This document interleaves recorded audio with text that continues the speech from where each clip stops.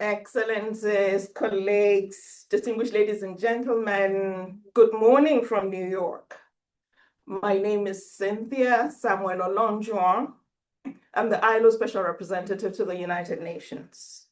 And I want to thank all of you for joining us today at the side event of the ILO Global Business and Disability Network, taking place in the margins of the 19th Conference of State Parties on the UN Convention on the Rights of Persons with Disability, COSP19.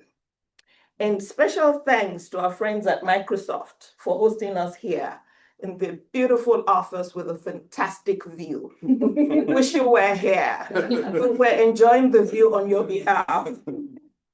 Well, today's speakers are with me here in New York. The audience is global and connected thanks to technology. And I hope you can all hear me clearly and you can see us very well. For those who might need it, the live closed captions are available.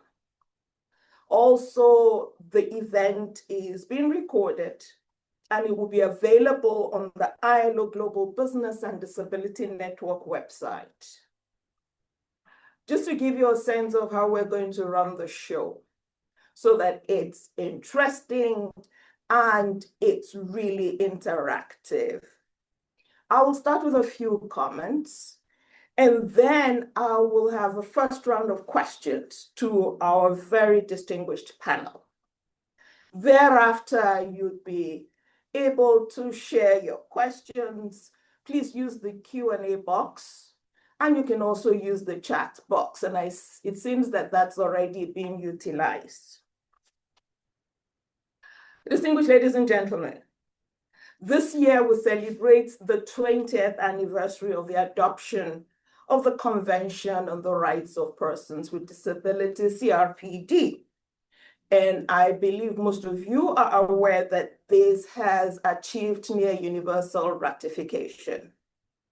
For the ILO, the International Labour Organization, Article 27 is crucial. It focuses on tackling discrimination of persons with disabilities in employment. It provides opportunities for equal work. It provides opportunities for equal pay for work of equal value, reasonable accommodations at work, as well as affirmative action to break through systemic barriers in accessing decent work. While UN member states have a direct responsibility to make the promises of CRPD a reality, businesses and civil society organizations can and must play a leading role in promoting not only more, but better jobs for persons with disabilities. The stats are there, and I'm sure we're all aware of it. I'll just highlight a few. An estimated 1.3 billion people with disabilities are in the world, and most of them are of working age. However, persons with disabilities are unemployed at much higher rates than persons without disabilities. In fact, 7 in 10 persons with disabilities are outside of the labor force. The figures for those without disabilities is 4 out of 10. Intersecting identities of persons with disabilities also aggravates further their exclusions and disadvantages in the labor market. For instance, women with disabilities have even poorer labor market outcomes than their male peers. I'm pleased to say that this challenge has been well recognized in the Doha Political Declaration, the outcome document of the Second World Summit for Social Development, which was held recently. And there are many very useful provisions for a more inclusive labor market and societies for persons with disabilities. colleagues, friends, distinguished ladies and gentlemen, the business case for workplace inclusion is clear and well established. I'll just highlight one or two. By focusing on skills rather than stereotypes, companies can tap into a vast and often underutilized pool of talent and maximize the full potential of their workforce. In addition, it's confirmed that businesses that demonstrate a genuine commitment to inclusion enjoy better reputation among their customers, are better positioned to move into new markets. The ILO Global Business and Disability Network aims to create a global workforce culture that is not only respectful of, but welcoming of persons with disabilities. Company members of the ILO Global Business and Disability Network, as well as its strategic partners, have shown leadership. They have demonstrated leadership in addressing and promoting disability inclusion in employment. They've also addressed the issues of the impacts of AI and access to training. So this is a background to the very exciting conversation we're going to have today. Today, we're going to provide the opportunity for our distinguished panelists to share further with us so that we can learn more about what they're doing and the exciting initiatives from our business allies. Without further ado, I would like us to hear from our 5 excellent panelists who are here with me, and I'll introduce them, starting with Tim. Tim MacTurk is the Vice President of Operations at Sodexo. And Sodexo, as some of you may be aware, is the current Vice Chair of the ILO Global Business and Disability Network. And by next year, they would be Chair. That's not why I'm introducing him first. And after Tim, I'd love to introduce Rylin Rodgers, who is the Global Disability Policy Director at Microsoft. Again, Rylin, thank you so much for hosting us today. And I'm not introducing her just because they're hosting her. Yeah. Next, it's my pleasure to welcome Megan Galvin. Megan is the Corporate Sustainability Manager and Labor Rights Lead at the UN Global Compact, a sister organization. Megan, you're welcome. And next to Megan is Aissata. Aissata is the Senior Policy Advisor on Inclusion and Disability at Sightsavers, one of the NGO members of the ILO network. And last but not the least is Crosby Cromwell, private sector consultant at the International Disability Alliance. Crosby, it's wonderful to have you here. So again, to remind our great panelists, we have 5 minutes for your intervention each. I'll start with you, Tim. And I hope you can all see Tim clearly. Yeah? Tim, would like to hear from you. What have been Sodexo's latest success stories? Sure. On the inclusion of persons with disabilities? We'll start with the successes. You can also share with us some of the challenges. Sure. No, and thank you for the question. And first, let me say how honored I am to be here to represent Sodexo as the current vice chair, and as you said, the chair next year is in the ILO, Global Business and Disability Network. So I guess when I think about successes as our large organization, global organization, I would really frame it in 3 areas, right? So the first is really moving from awareness to action, which is really important. So, awareness obviously is hugely important, but it's not enough. And so, we've been focused on creating more practical tools, education, and leadership conversations, candidly, with our managers to help us understand how to recruit, onboard, and support and retain, persons with disabilities. And so you know, in a company like Sodexo, much of the work that happens is really at the local site level, and the manager's confidence and mindset is really important. Secondarily, and you see it around the table here, partnerships are really important to us, right? And so, you know, we obviously cannot do this alone. And so, whether it's through the ILO, GBN, DN, the disability organizations, our community partners, our clients that we work and serve on, our employee business resource groups that's really focused on this. The best solutions come when, you know, businesses listen. I think a key point here is that, you know, we're shifting from doing this for persons with disability to with persons with disabilities, right? And I think that's a really important aspect and something that's been a little bit of a mind shift, I think, in the organization.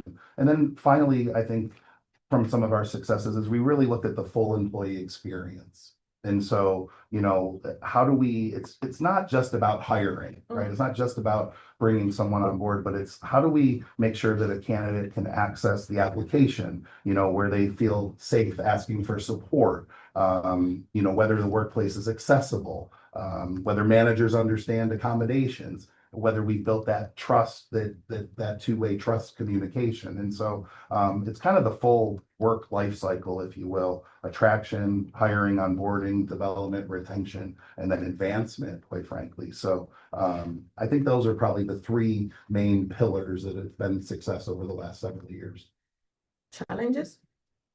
Challenges, I think with you know, we're a large global organization, so scale is a challenge for sure. I think, you know, when a lot of it is done at the local level, right? And so we have lots of policies and lots of energy, and I sit on I'm a regional ambassador for North America that sits on a global abilities network, where we really look at our policies and our procedures across the globe.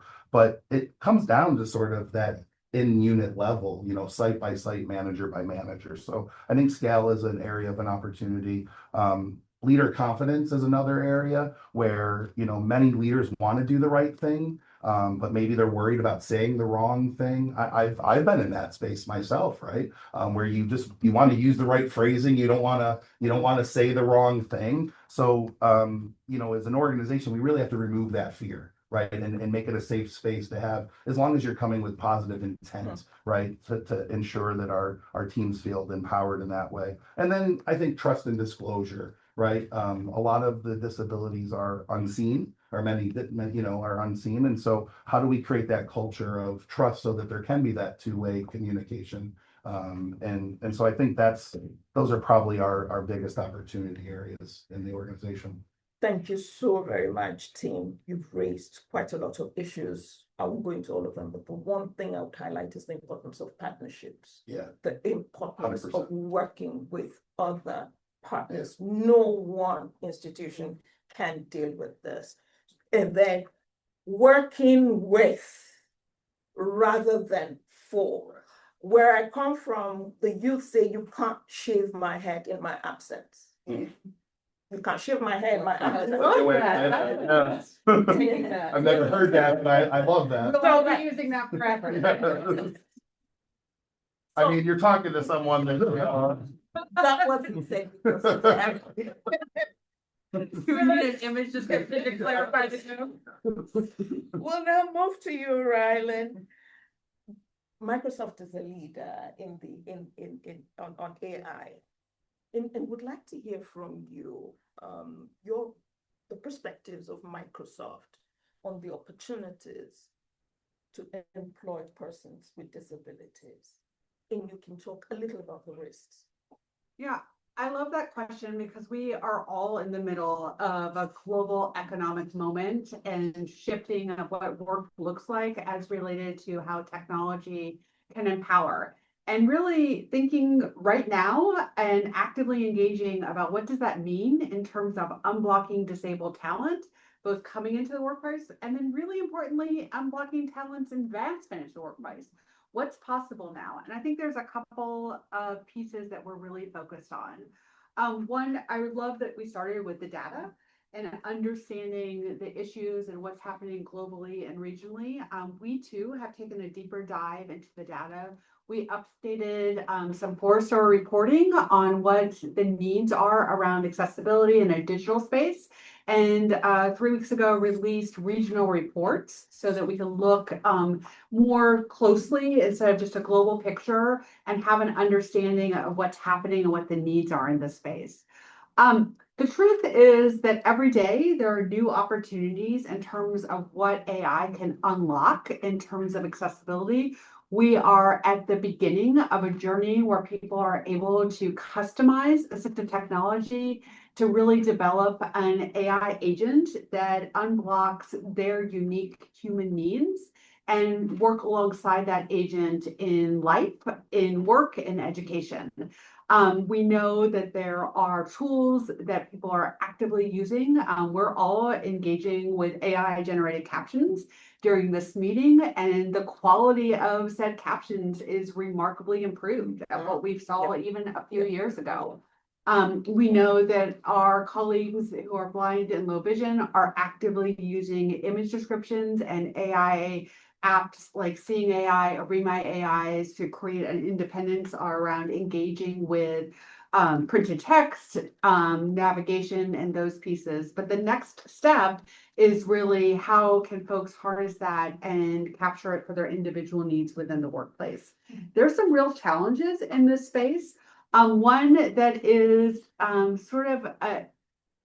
I think from my perspective, it wasn't at the top of my list of expected challenges. And that's the reality that a lot of times in order to get what we need in a workplace, we're doing it through accommodations or workplace adjustments. And our systems in a government level and often in a business level are primed to think of assistive technology as one type of procurement that is for technology designed just for assistive. Well, AI is assistive technology and can be part of a workplace adjustment, but it's not in that same world because it's also a mainstream product. And so what we're starting to see is people are saying, I need Copilot to be an accommodation for my neurodiverse status, but I'm being told that that's not an accommodation, that's general market product, and how do we work that out? So it's like this, we're all getting what we've always wanted, which was more universal design and access to accessible technology, but our systems aren't quite caught up to it. The other piece where we're leaning in a lot is the reality that in the history of technology, disabled people are often early adopters. We are sort of the original hackers. The fact that our disability requires us to figure out a workaround creates a culture where we're early adopters.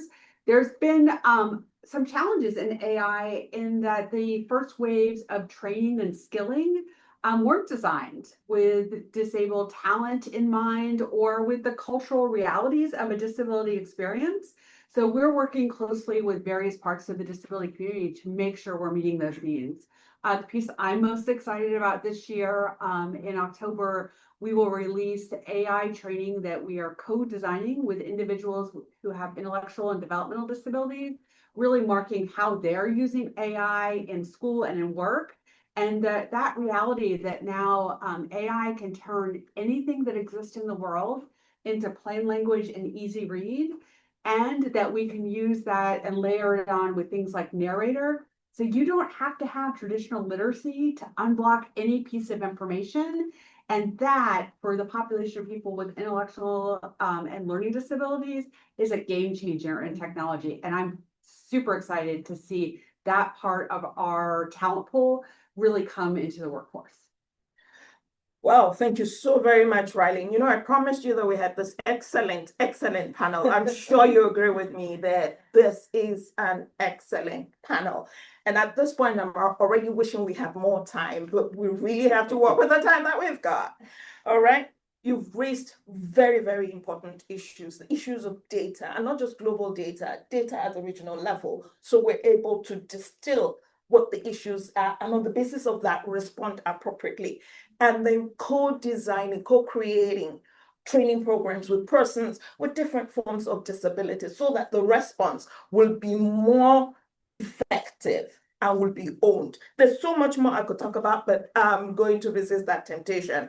I will move over to you, Megan. Megan, the UN Global Compact works with over 25,000 companies. So the question to you is, how can the compact support the disability inclusion efforts of businesses worldwide? We've already heard from Sodexo, we've heard from Microsoft. How can you do this globally? Thank you so much, Cynthia, and thank you everyone for joining us online. I'm Megan Galvin, Manager of Labor Rights and Decent Work at the UN Global Compact. For those who are unfamiliar with the UN Global Compact, it's the world's largest corporate sustainability initiative. As Cynthia mentioned, we now have over 25,000 participating companies who have committed to advancing sustainability in line with our 10 principles, which cover the topics of human rights, labor rights, environmental sustainability, and anti-corruption. Our labor principles focus on child labor, forced labor, freedom of association, and non-discrimination within the workplace, including the rights of persons with disabilities. And thank you very much to the ILO for organizing this event today. We work very closely with the ILO as they're our guardian agency overseeing the implementation of our labor principles, including alignment on our work with persons with disabilities. So there are many ways that the UN Global Compact can best add to the disability inclusion efforts happening by worldwide by different businesses and different actors, such as we have in the room here today, including through our tools, through our reporting efforts, and through our different convenings. So first, at the Global Compact, we have many tools to help businesses move from commitment to action across different sustainability topics. Just last year, we launched our non-discrimination and equality tool, which supports a transformational approach to workplace non-discrimination and equality, including the inclusion of persons with disabilities within the workplace. The tool is an online, free, and anonymous self-assessment to help companies identify gaps, track their progress, and embed non-discrimination and equality across their operations. The tool asks a series of multiple choice questions covering topics from policy commitments to training and awareness to external advocacy and engagement. And some early learnings from the tool since its launch last year is that while 89% of companies report that they have a policy commitment to non-discrimination and equality in place, only 65% have a commitment to disabilities specifically. So there's definitely a need to hone in on this topic more specifically. And our tool is pretty broad to be aligned with our Principle 6 on non-discrimination and equality, but it was designed to feed into the ILO Global Business and Disability tool, more specifically on actions that companies can take to enable a disability confident and inclusive corporate culture. Second, the Global Compact can help add to the disability inclusion efforts of businesses through our mandatory reporting platform that we have, our Communication on Progress, or COP as it's called for short. Companies that sign up to the UN Global Compact are required to report across our 10 principles annually, including their work on non-discrimination and equality within the workplace. And according to our COP reports from last year, 81% of companies have a policy in place on non-discrimination, very aligned to the self-reporting tool results, but only 66% of companies engage with potentially affected stakeholders or their legitimate representatives. So this brings up another good point in today's discussion that there is definitely more need for engagement with those potentially affected by these policies and programs that companies are putting in place, including workers with disabilities. Third, and perhaps most importantly, we bring businesses together to learn from one another, as is happening today. The Global Compact has a global network spanning more than 160 different countries. And through different convenings and peer learnings, companies can exchange good practices, learn from their peers, and collaborate on shared challenges. And we do consistently hear from businesses that this is one of the most effective ways to accelerate progress across sustainability topics, including on disability inclusion, especially in times like today, where there is often pushback on DEI or different inclusion efforts, both especially we're all together here now in New York, so especially in the US, but also ripples are affecting those around the globe. It is really encouraging to be surrounded by businesses that are really walking the talk and making lasting real impact on workers' lives. Thank you. Thanks. Thank you so much, Megan. You know, team started with the focus of bridging the action gap, commitment to action.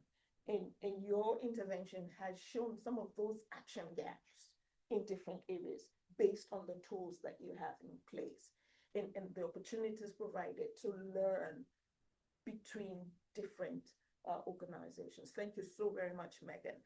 Aissata, the African regional partners like the African Disability Forum are partners that the ILO works with. But in addition to that, at the regional level, we work with organizations like Sightsavers to bring the companies and businesses in Africa to the next level of disability inclusion. Would like to hear from you in 5 minutes. What is the role of national business and disability network members that Sightsavers supports? Thank you. First, thank you for the invitation. It's really an honor to meet you all and be the table of such a great panel. So thank you.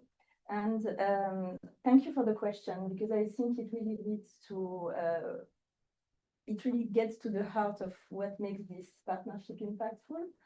At Sightsavers, alongside the ILO and partners like the African Disability Forum, we see very clearly, as it's been mentioned, that skills alone are not enough. We can invest in training, in digital skills, in entrepreneurship, but unless the labor market itself becomes more inclusive, those opportunities won't translate into real jobs, like not just internships, but real jobs in which a young person with disability can develop the skills that they've acquired. And that's exactly where the national business and disability networks and BDNs play a critical role. So first, they are employer-led platforms at country level. They bring together businesses, employers associations, organizations of persons with disabilities. And this makes them uniquely positioned to act as conveners and champions across the whole employment ecosystem. But more importantly, they help us tackle one of the biggest barriers we see across all contexts, which Tim mentioned before. It's not a lack of willingness. It is more a lack of confidence and know-how among employers. And that's really what Sightsavers is working on. Many companies want to be inclusive, but they don't really know where to start. And that's where NBDN step in. So they provide practical, hands-on support to businesses. I won't go into too much detail, otherwise I won't keep the time. So we have guidance on inclusive recruitment and retention, support on reasonable accommodations, and tools to embed disability inclusion into HR systems and workplace culture. Through this, the NBDNs help companies move from commitment to implementation, which is a critical shift. Second, Okay. So you have 1 minute, 1 extra minute. Oh. Okay. Second, key role is around peer-to-peer learning, which was mentioned also before. One of the most powerful drivers of change in the private sector is when companies learn from each other. So NBDN's businesses can share what has worked, what hasn't, and build that confidence. And this creates, the point that I wanted to make here was that it creates a community of practice. And I think it's really essential to have that kind of role model inclusive practices that other companies, the newer company, can follow if they want to. Third, the NBDNs play a very practical and enabling role in connecting talent to opportunities. Through our partnership, we are supporting thousands of young people with disabilities to build in in-demand digital and IT skills. And in that sense, they are really helping to bridge the gap between supply and demand, and for some we are supporting MBDNs themselves to grow stronger and more sustainable. We are expanding the membership base, increasing their visibility through awareness-raising training, strengthening their governance. And yes, I'll stop here, basically helping them shifting the entire system. Thanks. Thank you so very much, Aissata. I'm sure that I don't have to say it again. This is an excellent, excellent panel. And I love the interconnection between the different interventions. One of the challenges that you mentioned, Tim, was the issue of skill. For sure. Yeah, but you also talk about the confidence that, leaders lack in terms of translating commitment to action. And so it's good to see what's happening at the regional level, seeing what we are doing in different companies. We've heard what the Global Compact is doing. And Global Compact said, we are guardians. I always say we're guardian angels. and some of the guardian angels from the ILO are not sitting here. They're on the screen. We have Jürgen, we have Beatrice, we have Dino, who are all here. Now we're going to move from local, regional to global. Yes. And I will now turn to you, Crosby. The Africa Disability Forum, and we had from Aissata what's happening at that level, both national and at the regional level. At the global level, what is happening?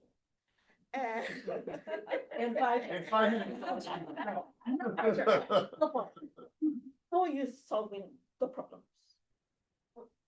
Really quickly, I have the luxury of going last to be able to build on everything that's been set up to this point. And I do want to thank the ILO and Microsoft for hosting this incredibly important conversation. The context you started us with the stats, the important point that you made about partnership. Of course, IDA representing globally OPDs, the voice of persons with disabilities, and that imperative work that's happening. I think I want to go a little rogue and take a moment for those of us in the room and those that are listening, because this is the work that we do, we know, we love, to challenge ourselves to how do we think differently about this imperative point in time? How do we have truly honest, candid, transparent conversations and actions that move us forward differently? So next time that we're together, the stats look different than what you laid out when we started. And I think so much of that is true partnership. And from my perspective, when we think about, I know so much has been said, but context just for a moment, over the last 6 years, in 2020 with the death of George Floyd and the rise of the global Black Lives Matter movement and the impact that had on racial justice, on inclusion, which includes disability inclusion when it comes to corporations, we saw a multitude of multinational corporations step forward with millions of dollars, with new divisions, with new departments, with new commitments. And then the era that we find ourselves in now, seeing that a step back and companies either slightly removing themselves or totally removing themselves. And I need to say, I'm a believer in business and in corporations, but it's important that we as global partners are having conversations with our corporate partners about that moment and the step back, so that the money that was spent, the endeavors that were made, now that they're being rolled back, the data isn't inherent. We didn't have enough time to point out the impact of that money spent. And so those dollars spent should not be held against where we're headed in our next chapter. And I think because of that, we need to be highlighting globally writ large as a community, companies like Microsoft and Sodexo that are in this work, regardless of point in time, regardless of political pressure, and are our true allies. So how can we as a community be highlighting what they're doing, whether the dollars are directly coming to our organizations, if they're coming to the movement that we care about globally, championing those companies, highlighting them, partnering with them. And I think because then you make a point about the US, because of some of the stopgaps that we're seeing here, how do we as a community start to step forward and really put our arms around movements that are happening globally, like what we're seeing in Africa, like the rise of disability inclusion that we are seeing across Asia, and make sure that there is better partnerships with the GBDN, with OPBs, that we're having innovative conversations and innovative collaborations and bringing companies into that. And I think that's one of the things the ILO is thinking about as it builds out its next chapter of private sector work. Also making sure that our leaders in the community have real language. I know it's been said over and over again that we need to speak the language of disability, but what does that mean? And what does that look like? And that means understanding ROIs and KPIs and the objectives that businesses are trying to advance and how that aligns with what the disability community needs and is in trying to advance and bringing those together. The companies that understand disability as an employment market, as an accessibility tool, all of those pieces. How do we have better and deeper conversations?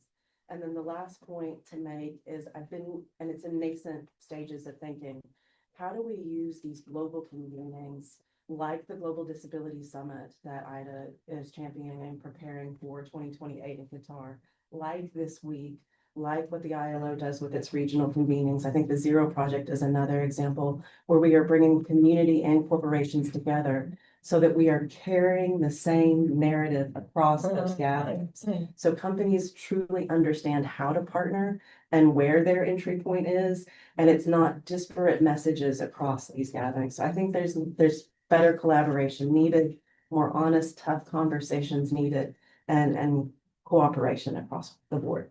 Oh, thank you so very much, Crosby. You didn't go rogue. Okay. You just That's exactly anticipated. Exactly correct. Anticipated how I was going to end the conversation. Really crucial things, because at the end of the day, for those of us who are really committed to development, it's not so much the different interventions here and there. It's that we're moving the needle. That all the actions taken at different levels add up to a transformation.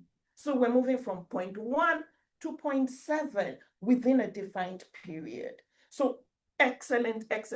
And I love what you said, which is consistent also with what we do here in New York and in the ILO generally. And that's, let's amplify good practices, especially good practices that go beyond what the season dictates or the flavor of the month, showing that it's owned, they own this, and they continue despite the challenges. And also when there's encouragement. And what you said about Sodexo, about Microsoft, excellent. And also about the good practices in Asia and in Africa, because the understanding or misunderstanding is that nothing is happening outside of the global north. But that's not true. And so let's amplify this. You haven't gone broke. You've given me the voice to say what I wanted to say. So thank you so very much, Crosby. We'll now go on to take the questions that we've seen. Okay, I said my reading wasn't too good. If I need support, I'm going to ask.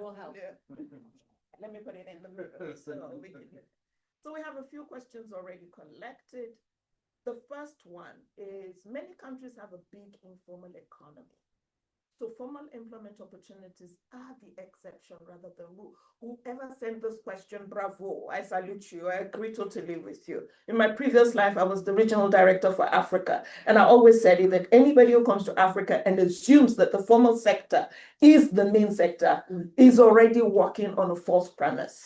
The formal sector is the exception rather than the rule.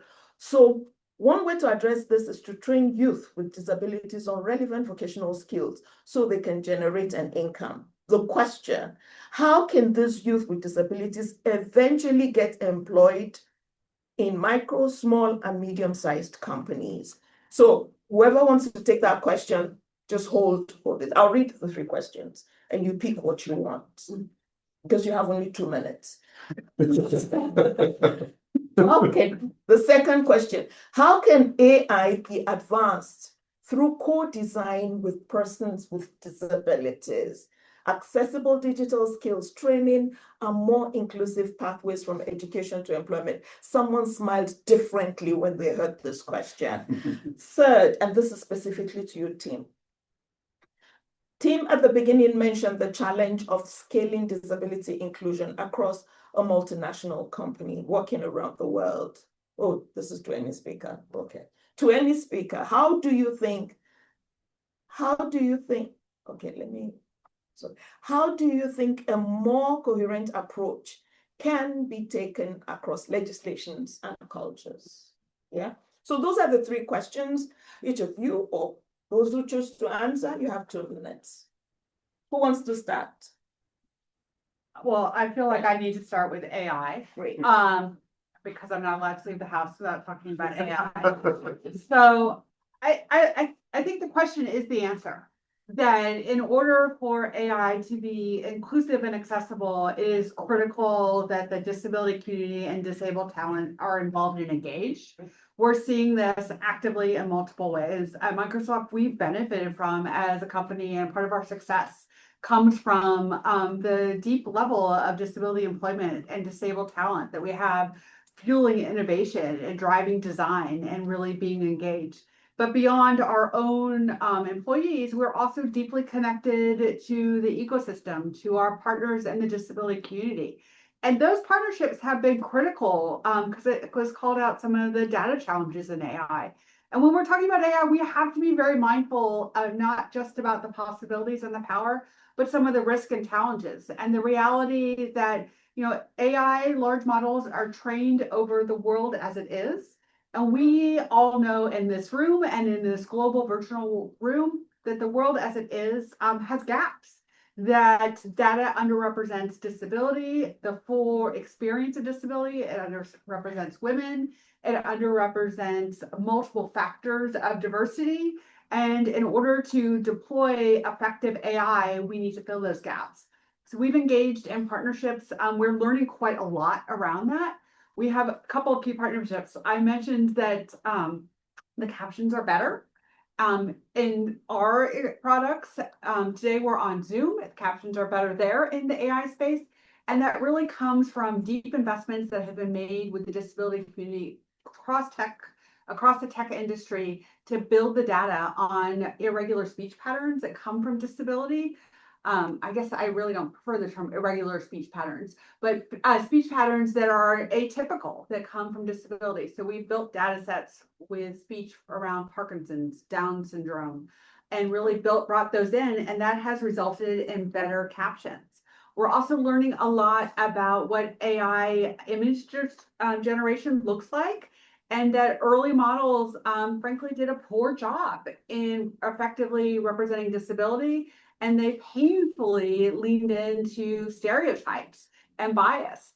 And in working with NPOs and disability community, we've been able to add in data that more appropriately reflects the disability community, deep partnerships with blind leaders in Africa who really fed our system to get more accurate representation. And then we're seeing that pay dividends in terms of creativity and appropriate representation, and also the opportunity to dream about what representation can look like in AI generation.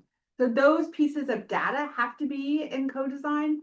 And then we're learning very actively that the important cultural context of what does it take to have skilling matters quite a bit. And so co-designing in that space as well. And I think we're at the beginning of seeing disabled individuals outside of technology really build their own AI applications. And that is going to be truly designed by disabled talent for disabled talent. That's going to be an even greater co-design opportunity. Thank you so very much, Ryan. Who's next? Tim? Me. Okay. No. Go right ahead, Megan. Yeah. Go ahead. I was Go gonna ahead. jump in and build on Ryan's Just jump point, in. which is a little bold of me to build on Microsoft's point about technology. I know someone who doesn't know that much about technology. But I just wanted to really hone in on your point that you made about consulting with potentially affected stakeholders when you're building these different programs and policies, and especially in AI, newer technology, newer space that some people, like obviously Microsoft, knows a lot about, but a lot of us outside of the tech industry don't. It seems like this whole new giant that we're just now encountering. It's really important to consult with those that the programs and policies are supposed to be about. when designing these. And in my work at the Global Compact, I work with our 25,000 companies across different labor issues. And one of the commonalities that we see when companies are designing different policies and programs, no matter what the topic is on, is that the policies and programs that were designed with the input of those who they're meant to help just end up working out much better. There's the principle of nothing about us without us that I always think of. Excellent.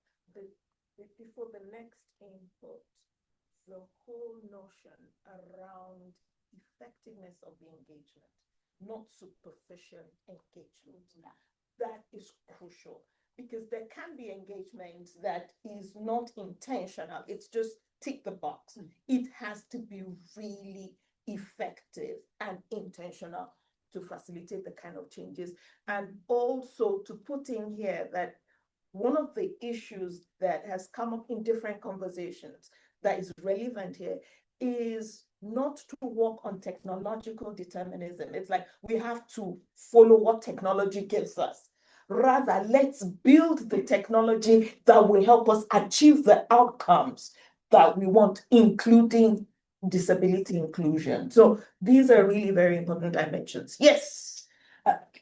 One of the things that comes to mind for me on I think it was the third question about legislation across cultures, is the needs don't change depending on where you are. There's still need for employment, access to good health care, to be a part of technology and the conversation and all of the various aspects of life. And it leads me to think of the Global Disability Summit, over 160 countries represented, 800 government commitments. How can we find more points in time like that where communities, cultures, leading government officials are coming together so we can learn from one another to make legislation look more similar across cultures, because the needs don't change. I think about the new pieces that were put into Kenya from an accessibility standpoint and how those are driving change. How can every part of this globe learn from the other parts, so that the US learns from Africa, learns from Asia? So I think it's taking those moments and learning from them.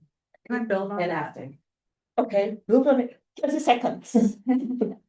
I wanted to sort of echo that, because other pieces that we see themes of issues, one of the issues that's a global reality that looks different in different countries and cultures is that the benefit systems related to disability were created in a world where the assumptions around what was possible don't match the reality. And so we see a gap where people struggle to bridge from benefits to employment because the benefit systems block the ability to go to employment. And it's time to modernize that and really match what we know about talent and opportunity and possibility, so that we are not creating policy or keeping policy that blocks talent. Right. Yeah. Then also to add to that, you talked about the Global Disability Summit earlier in your intervention, and the need for consistency of messaging, so that there's a way that each builds on the others. They are not silos. There's an interconnection, and through that, there's a way that support can be provided to address the issue that was raised. Yes, T, and then Aissata. Quickly, I think the question was kind of around workforce development and how companies can kind of assist in that. And so I think it's twofold in my mind. One is, inside the company, we have to create a culture where we kind of have to be comfortable in the uncomfortable a little bit, right? So that we're having those real conversations, sort of what you said, right? Like, let's stop kind of the superficial and let's dig in and really get real. But for us in Sodexo, we're a lot of what we do is in the hospitality industry, and there's a lot of workforce that doesn't exist anymore. And so it's almost a business imperative for us, for our success going forward, to ensure that persons with disabilities are part of our culture and come into our organization. So I think as companies look at, I think the question was around how can, folks get education or get school. I think the businesses have to help say, here's what we're looking for in the workforce. Here's some of the gaps we have in our future workers, and then skill up folks to meet that need. And so I think that we do a lot of that in Sodexo, and even in the regional area that I serve, we work again with a lot of partners that help us with either job coaches or those sort of things that really embed into our culture and into our workforce. So I think looking at those partnerships as well. The problem with scaling, obviously, and I mentioned in my opening, is that It really comes down to, for us, a site by site, manager by manager relationship, if you will. Obviously, we need the culture in the company, we need the partnerships, but it really comes down to that site by site. But I think when you work for a company like Sodexo that really embeds that in the culture, the managers feel that they have the empowerment to do that. Aissata, thank you so much, team. Aissata. Yes, so maybe just to, yes, pull a bit from all the answers that were made so far. It's for us for the question about building capacity of informal sector to then be connected in the formal one. That's something we work on by bridging the gap between the supply and demand. And so what we've been doing is encouraging some of the companies to interact with the people working within their supply chains, and then see how we can build more skills that would help the transition between the informal sector and the formal sector. And also, yes, looking at how institutions and employment programs can build maybe more diverse skills. So when I said diverse skills, it could be soft skills, because it's one thing to know, to have IT skills or digital skills, but then how do you interact with someone? How confident are you to go and talk to a person who you look up to when you shouldn't? So all of those elements are elements on which we are working. Great, and you kept to 2 minutes. Well done. Thank you. I wanted to add that. Thank you so very much.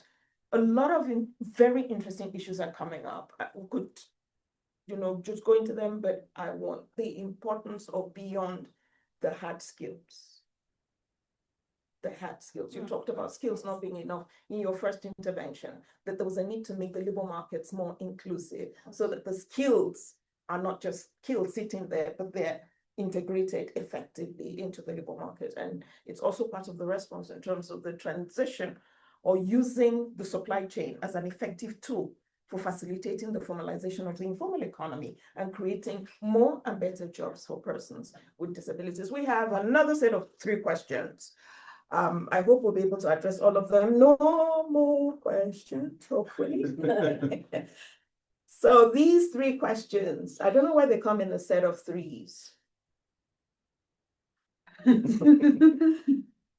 First one, what can be done to go beyond low-level skilling and employment of persons with disabilities and get more people with disabilities into management responsibilities? All the questions are great. The second one, in some cases, companies hire persons with disabilities to avoid penalties rather than to genuinely promote inclusion. The tick the box thing we talked about. What policy or financial incentives could encourage companies to meaningfully support the inclusion of persons with disabilities in the workplace rather than simply ticking the box for compliance? The third one, what role can national business and disability networks play in influencing governments to promote disability inclusion in their labor and employment policies? Crosby, would you start? Sure.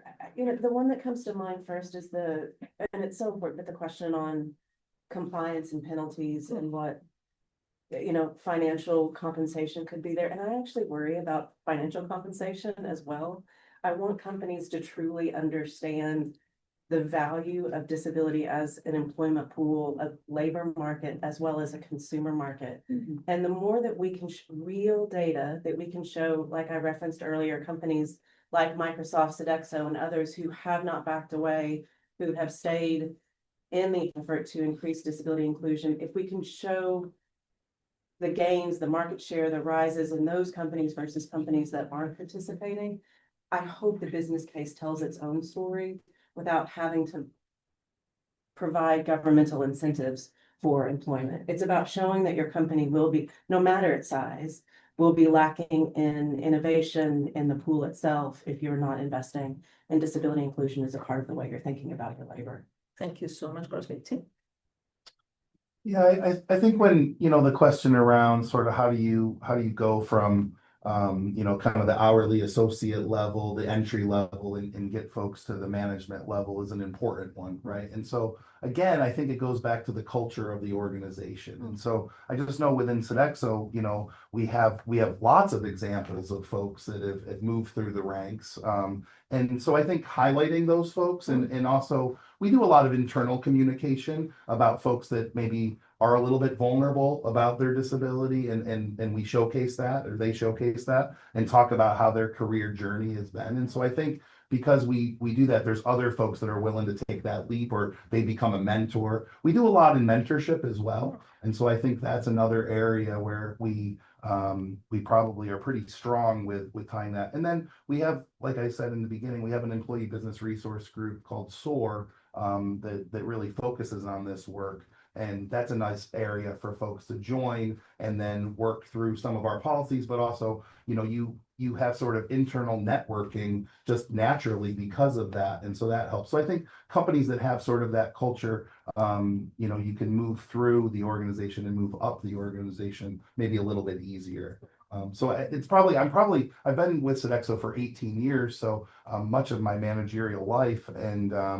And so it's probably hard for me. I kind of think this is the way it is at times, right? But obviously, in talking with other colleagues across other companies or sitting on a panel like this, you learn that maybe our culture is a little unique in certain ways. So proud to work for Sodexo, but how can we help other companies maybe get there? Excellent. Aissata? Yes, well, for us, it really comes down to what I was talking about before in terms of accessing managerial roles. It's really about how the soft skills were built and which confidence the person in that position could gain through mentorship within companies. So really encouraging the mentorship aspects in that case. Megan? I think in answer to questions 1 and 2 on how to really get started on actually helping persons with disabilities as a business, we always encourage businesses to have a human rights due diligence system in place. So this will enable businesses to really identify where the highest risk to workers with disabilities lies, and then companies can really get started from there, because you obviously want to tackle these bigger challenges first and figure out where persons with disabilities are facing the highest risks in your own operations and in your supply chain. So having this system in place can really help ensure a people-centered approach and where to get started on this topic. Rylin? Yeah, I want to sort of build on some of the comments, because we have learning in this area that's been really helpful. To Tim's point, it's incredibly important to have out and proud disabled leaders.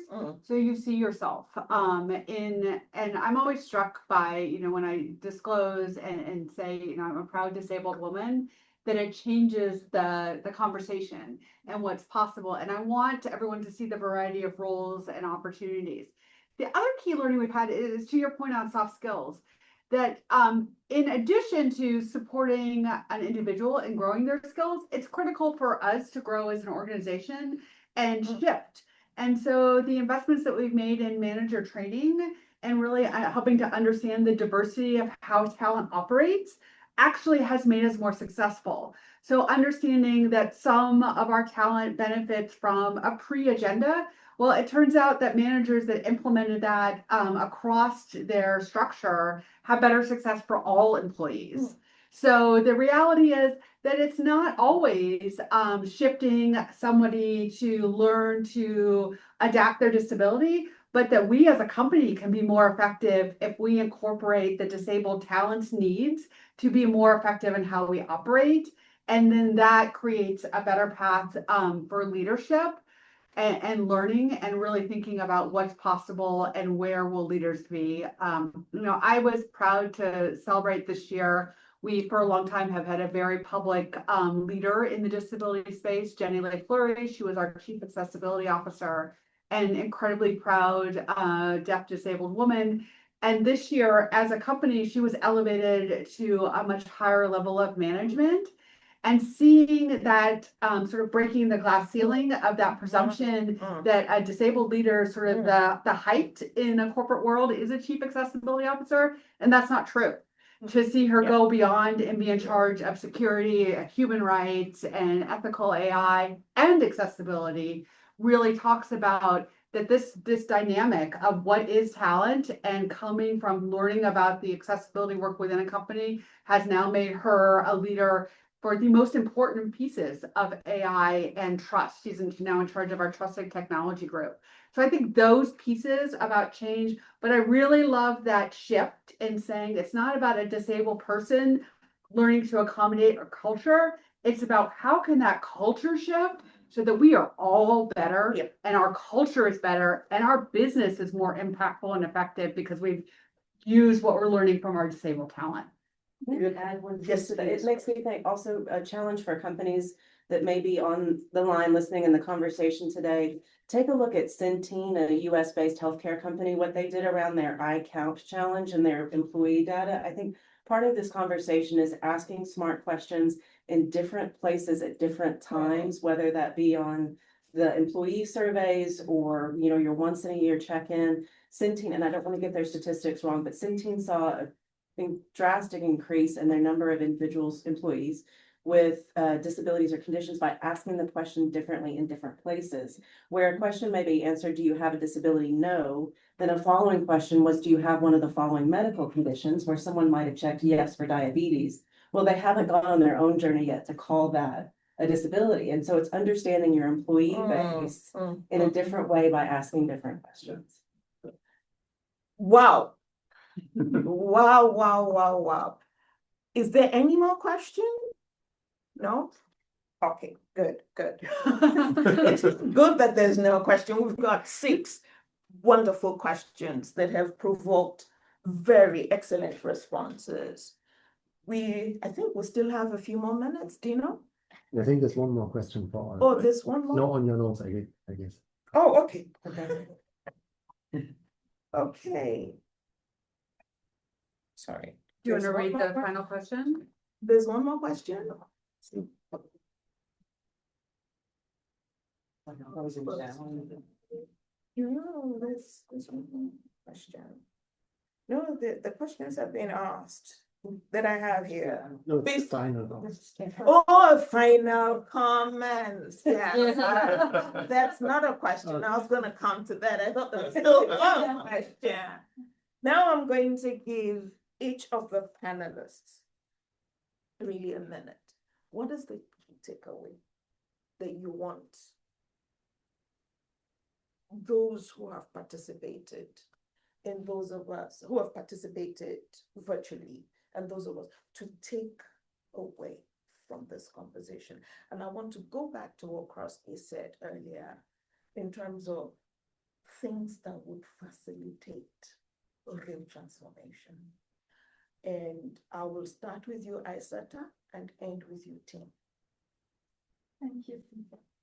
Yes, I think from Sightsavers' perspective, one key recommendation is that we need to work simultaneously on both the supply and the demand side, the fact that I've been thinking a lot today of the labor market. And so it's not enough to equip young people with disabilities, with skills, although that's critical. We must also ensure that employers are ready, confident, and committed to inclusion. And so in short, build skills, transform employer practices, and connect the two through strong partnerships. That's how we make inclusive employment a reality now. Is it okay to clap? We want to step further. No, the next one we can cheer. It's New York. Megan? I think from the global compact's perspective, and to echo a point that was made by I think every single other panelist here today, is to move from viewing business and disability inclusion as a compliance or a philanthropy issue, and instead see it as a business and a human rights imperative. Really being sure to integrate it in the entire employee life cycle, like Tim was mentioning, Sodexo does so well. Not just thinking about it abiling legal risk, but really thinking about how to make decent work decent for every worker. Rylin. Yeah, I keep thinking about Crosby's point at the earlier about like what do we want a year from now? And I'm old and tired. And I want this data to be better. Yeah. So what does it take to really be, when we have this conversation next year, to be celebrating real economic impact and change? And I think it really is to your point that we cannot think about this as anything other than an economic imperative. And the third question in the last round was really about what's government's role. And government's role is to understand that their economy is harmed by not bringing this incredible talent pool into work. And all of our businesses have to benefit from everyone that's available and the talents that we're missing right now. So the change that has to happen right now is really that economic imperative. And I have a bias that one of the pieces that can get us to move forward is really leaning into the way the digital accessibility, including what AI has to offer, can address some of the historic blockers and the real system pieces. It's time for disruption, and disruption is now. Thank you. Can I just say? Crosby?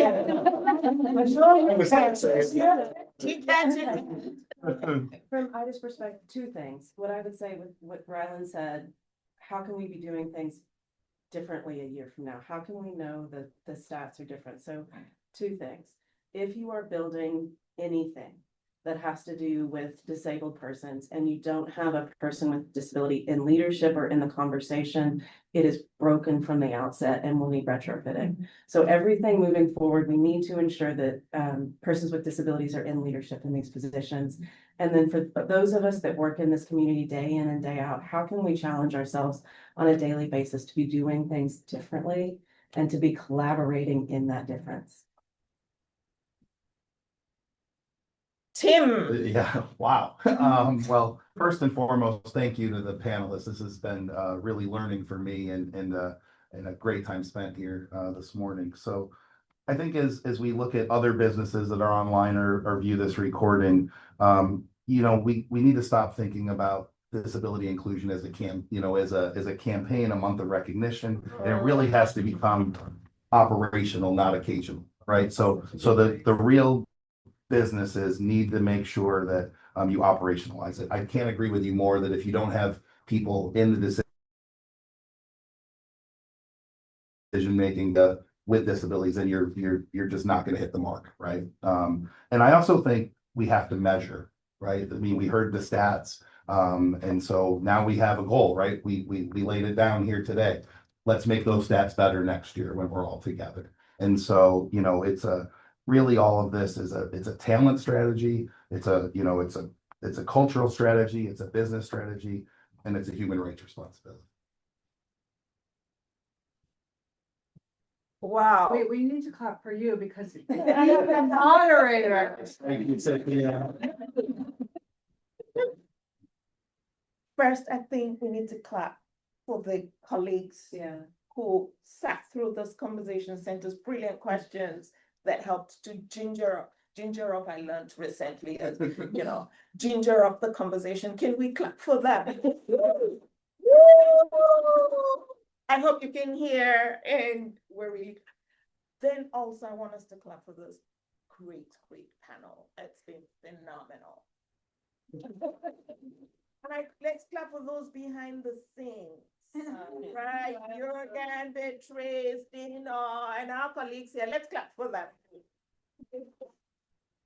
Okay, so this brings us to the end of this wonderful event, and I'll try to, what's the time?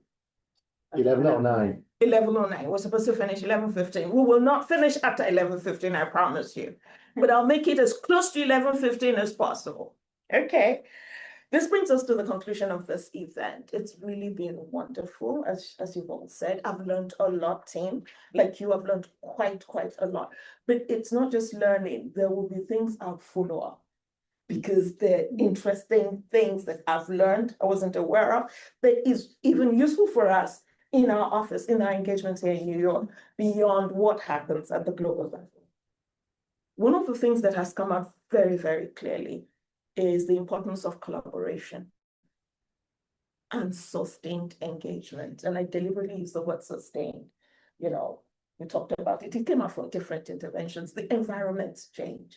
A couple of years in the United States, the environment is very different in terms of policies around inclusion, but it's not the United States alone. Yeah.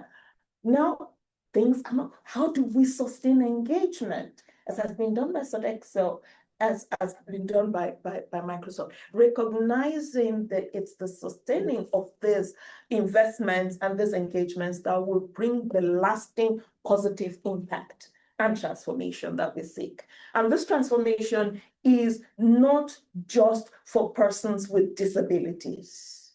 It's for the companies, the business case. It's good business to be inclusive at all levels, but beyond that, for the wider society. One of the principles of the Declaration of Philadelphia, and I always quote this, the ILO Declaration of Philadelphia in 1945 was in 1946. It says poverty anywhere is a threat to prosperity everywhere. It's really important. Exclusion hurts everyone at the end of the day, directly and indirectly. So that's the first point. And as also has been recognized during our conversation, this is a time when human and labor rights face significant challenges. There's a pushback. In fact, in some of the conversations that I have with my colleagues here in New York and in Geneva, and even with some of the member states, is that progress sometimes is just being able to keep what you had. You're not trying to expand, you know, and make, just to be able to protect what you have is now what we consider to be progress because of the environment in which we find ourselves. So it's important for us to have business and civil society organizations and the trade unions and the different stakeholders continue to advance this agenda and demonstrate leadership. And as was said, let's showcase consistently and systematically those who are doing a great job, particularly when they're doing it under very severe constraints. Yeah. And one thing to note, built also on what we have said, is advancing the inclusion of persons with disabilities in decent work is not only right, but it's the smart thing to do. It's the best thing to do. I have no doubt that the ILO Global Business and Disability Network and its broader ecosystem will continue to work to ensure that the promises of the CRPD are transformed into reality. And I really look forward to the kind of conversations that we'll have next year when we see what has happened between June 2026, 11th of June 2026, and the 10th of June 2027. How has the needle moved? You can continue to count on the ILO to provide the support. We're your partners and will remain your partners. We've been your partners for 107 years. That was Will letting you know how old we are. And we will continue for the next hundreds of years. So with this, I want to say thank you to everyone who's been with us. It's really been a lot of fun on this side. I'm sure you had us laughing, having fun, while also doing serious stuff. It's not sacrilege to have fun in the UN. We do have fun doing serious stuff. Thank you so very much. Let's say a bye. Bye.